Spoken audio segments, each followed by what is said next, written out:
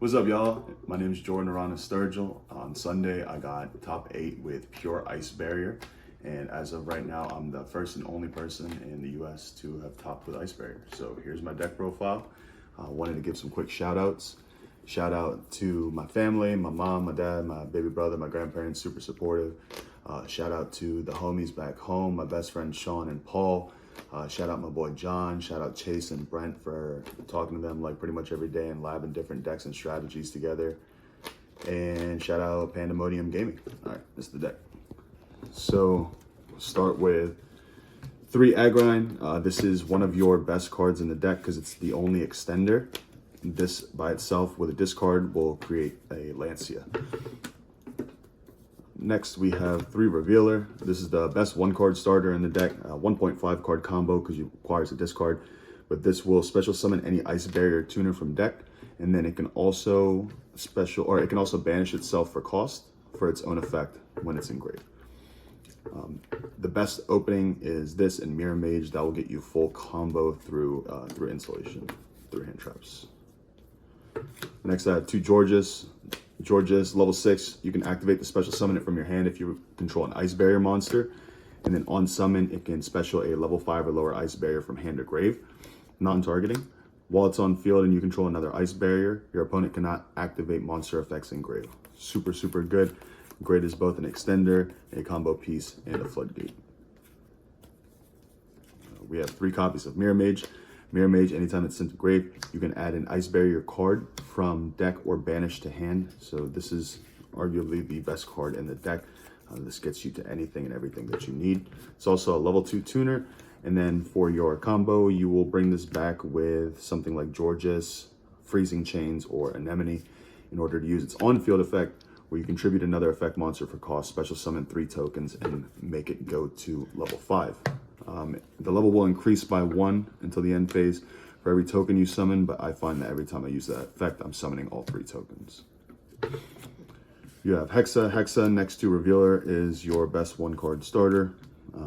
This will be brought out typically with Revealer if you don't open Mirror Mage alongside it.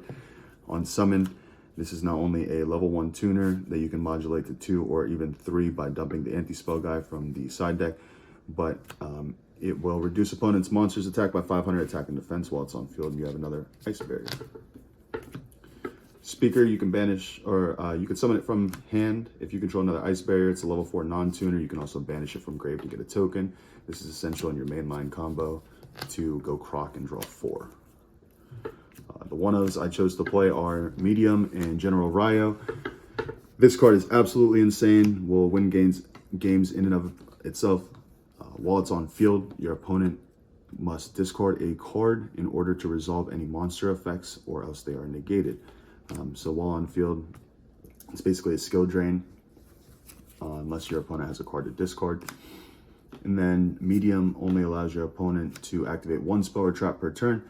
It's also very, very good because it can inherently summon itself if your opponent controls 4 or more cards than you. This is essential going second because one of the best ways to beat this strategy is to clear the Ice Barrier name off the board.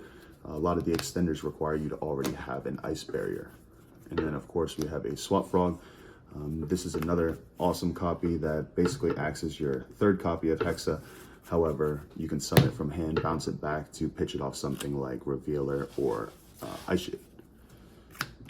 For the rest of the engine, we have 3 copies of Medallion and 1 copy of Freezing Chains. Medallion is a non-once per turn search for any Ice Barrier monster. It's absolutely correct.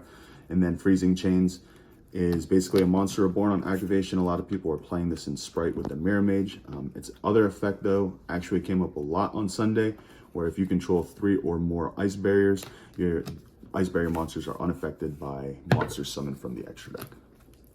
As far as non-engine, 2 Talents, 2 Desires, 2 Ghost Ogre, 3 Veiler, 3 Ash, 3 Droll, and 3 Imperm.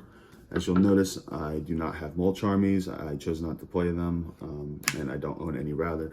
So I chose Droll as a substitute to basically play around other people's Mulch Armies, but it ended up coming in clutch in several matchups, particularly Ryziel and Fiendsmith. Engine lineup is pretty standard.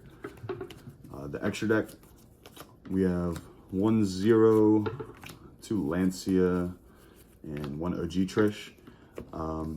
This card is fucking insane. Like, no matter what, whether you're looking down hand traps, shifter, mulch armies, droll, you're almost always guaranteed to establish this guy, whether you're going first or second. And in both scenarios, it is going to generate a lot of pressure. Once per chain, up to twice per turn. When your opponent special summons a monster, you can special summon an ice barrier from anywhere except for banish. So that's hand, deck, extra deck, or graveyard. And then change an attack position monster on the field to defense.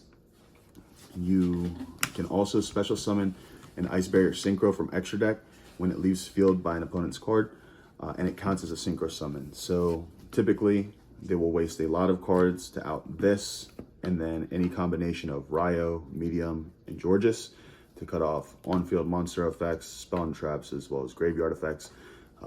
Once they clear this, you will float into Trish 0, which on summon will non-target banish up to 3 cards your opponent controls. And then when this leaves the field, it can special summon OG Trish from extra deck, which will then half the attack of all monsters your opponent controls, make the Trish 3300, and permanently negate your opponent's board. This is crazy, crazy, crazy. By the time they even think about breaking through all of those layered interruptions and floodgates, you're left with little to nothing to break through on the follow-up to OTK. Gamir and Changing as my other level 10s. Both super great utility. Sword Soul is my favorite deck all the time, so I'm always going to play this card, especially with Desires or a couple games where it's just huge and near impossible to out. And then Gamir is really good for protection for your board.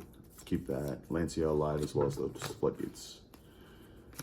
Croc and Coral Dragon. This card's the MVP. Like, big body, you can pitch 2 quick effect to target, pop a card on the field. And then on summon, you chain block with Coral Dragon. So you use Coral Dragon, the 3 tokens from Mirror Mage, you make 9.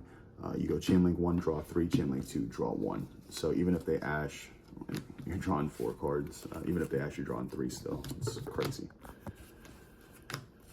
My level 8s are Dragite and Aura Whale. Dragite unexpectedly came in clutch in several games. Having a spell and trap negate every single turn on a 3K body is nothing to discredit. And then White Aura Whale is super, super powerful. On summon, it will destroy all attack position monsters your opponent controls. And then if it's destroyed, you can banish a card from grave in order to special summon it back as a tuner. This is not once per turn, so if you have this card and they don't clear it, it is very, very difficult to OTK you, and then the crackback is always insane with this deck. You have Toad and Bahamut. Your standard combo, I'll show later, is going to result in a Toad, a draw 4 off Croc and Coral, and then typically a Lancia alongside it with anywhere between 3 to 6 cards in hand. Typhon came in clutch. Follow-up, tight scenarios, you normal summon a hand trap because we do play a lot of non-engine, keeps you alive, and then there's so many 1-card starters in this deck that like the top decks tend to be pretty insane, especially after you've already been through a few cards. This card is trash. I wouldn't run ever again. And then this is like just absolutely custom for the deck. Provides follow-up if you don't remove it from your board. It's an extra body to consolidate bodies. Revival triggers Mirror Mage over and over again in the grind game. Like, it's really, really good. And then for the side deck, it's pretty standard. Lancia to FTK Malice. This just for anything. Blue Eyes Malice, even Rizio in some games. Droplet was insane. I played Trell from, I believe, Team APS. 3rd round, he was on Crystron. He sacked me game 1 because of this card, and then I won the follow-up. 3 D-Barrier, 3 Evenly. Never saw this one time, but lost the match to Cook on Pure Rizio with Breakers. Never saw this, and this card was back. All right. Yeah, you're right, man.